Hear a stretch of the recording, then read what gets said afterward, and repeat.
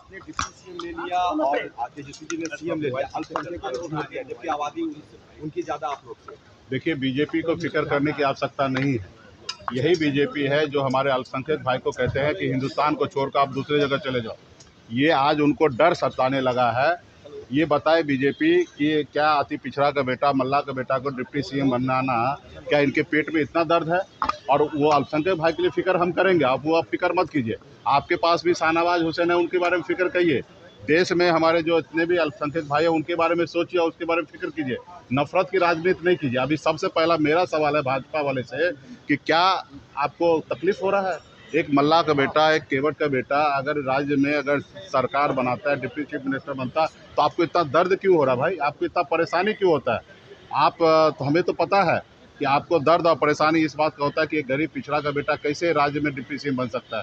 कैसे हमने मंत्री बना तो आपने कैसे हमारे विधायक को खरीद लिया, हमको सरकार से बाहर कर दिया। पहले इस सवाल का जवाब दे। बाकी अल्पसंख्यक के लिए हमको सोचने के उसको सोचने की जरूरत नहीं, हम लोगों को पता है क्या करना चाहिए। जिस सीटों पर फ्रेंडली फाइट हो रही है उन सीटों पर कब तक फैसला होगा, कौन मिलेगा नहीं मिलेगा? देखिए, आने वाला समय में अभी बहुत ऐसे सीट पे हम लोगों का आपसी सहमति बन चुका है। वहाँ पे बहुत सारे ऐसे सीट पर हमारे प्रत्याशी नाम को रिटर्न ले चुके हैं।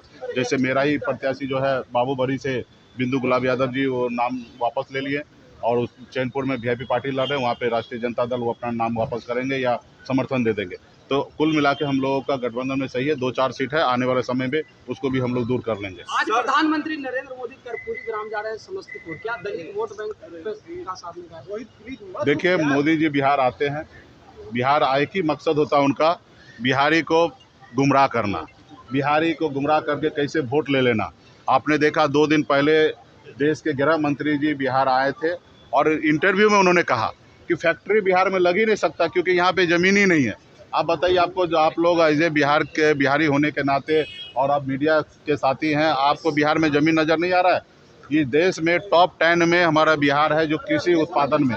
क्या हमारे आसमान में हम कृषि करते हैं, खेती करते हैं? हमारी ज़मीन पे ही कर रहे हैं। और इतना हमारे पास लैंड होने के बाद वो कह रहे हैं कि हम फैक्ट्री नहीं लग सकता क्योंकि ज़मीन नहीं।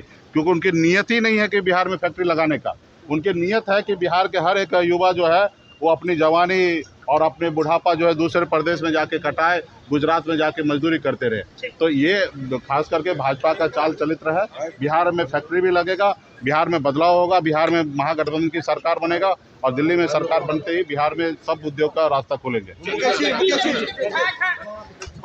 तेजस्वी जी इधर आपने जो घोषणा किया है उसको लेकर एनडीए में बहस शुरू हो गई है। कहाँ से नौकरी देंगे, कहाँ से? तेजस्वी का एक ही सपना है कि बिहार को नंबर 1 स्टेट बनाए। हम टूटी फूटी और झूठी बात नहीं कहते हैं, जो कहते हैं वो करते हैं। हमारी जुबान कच्ची नहीं पक्की है और बिहार में जो बिहार की जो आशाएं अपेक्षाएं, पढ़ाई, दवाई, कमाई, सिंचाई, सुनवाई और कार्रवाई वाली सरकार हो, किसी बिहारी को बाहर ना जाना पड़े पढ़ाई, दवाई, कमाई के चक्कर में, ऐसा बिहार हम लोग बनाना चाहते हैं। और आप सब लोगों को बता दें कि तेजस्वी जब सीएम बनेगा तो पूरे 14 करोड़ बिहार वासी भी सीएम बनेंगे, यानी चिंता मुक्त हम लोग जो है बनाने का काम करेंगे। प्रधानमंत्री नरेंद्र मोदी कर्पूरी ग्राम जा रहे हैं दलित वोट बैंक का निशाना साधने के लिए। प्रधानमंत्री मोदी कर्पूरी ग्राम जा रहे हैं। यार फैक्ट्री लगाएंगे, गुजरात में फैक्ट्री चाहिए, बिहार में थोड़ी चलेगा। अमित शाह जी ने तो मना कर दिया कि फैक्ट्री नहीं लगा सकते बिहार में, भूमि की कमी है। चलो।